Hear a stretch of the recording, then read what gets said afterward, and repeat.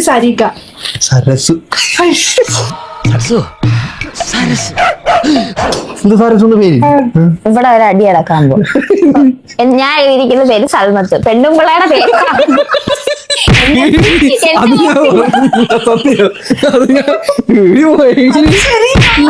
ചെയ്യണം. ഭാര്യയുടെ പേര് ഒരു ഓർമ്മയില്ലാത്ത ഓർമ്മയുണ്ട്, എന്നെ ഓർമ്മയില്ല. ആരാ സരസ്? മല്ലിപ്പൊടി, മുളക് പൊടി. മൈപ്പീടി ഒന്നും സാധനത്തിന് അത് പറ്റത്തില്ല. ഞാൻ കടയിൽ ചെന്ന് 1/2 കിലോ മൈപ്പീടി പറയാൻ പറ്റുമോ? നമുക്ക് മയില് പൊഴിച്ചിടുമല്ലോ. മയില് പൊഴിച്ചിടുന്നത് നമുക്ക് എടുത്തോണ്ട് അതിനെ സാധനത്തിൽ കൂട്ടാൻ പറ്റൂല.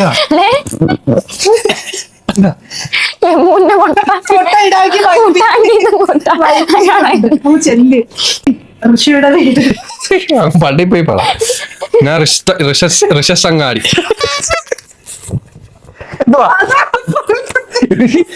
ഋഷസങ്ങാടി പോണത്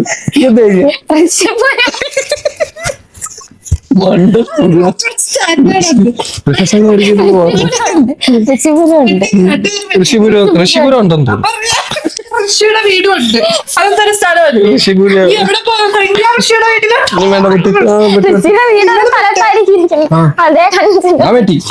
ഞാനും വെട്ടി.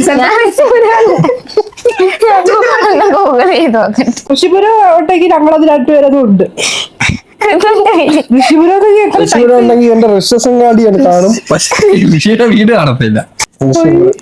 ഗൂഗിളിൽ ലൊക്കേഷൻ കാണിക്കുന്നു ഋഷിയുടെ മൊന്ത, ഋഷിയുടെ ചന്തി ചെയ്തായിരുന്ന കാര്യം.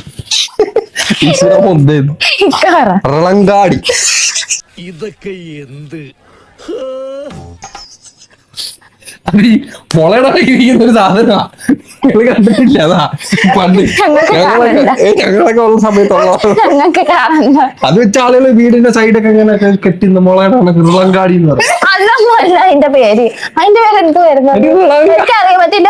തൂക്കുന്ന സാധനമേ ഇല്ല. പൂക്കട്ടയാ ഞാൻ ഉദ്ദേശിച്ചത്. ഞാൻ എഴുതിയത് ഋതുവിന്റെ കളിപ്പാട്ടം.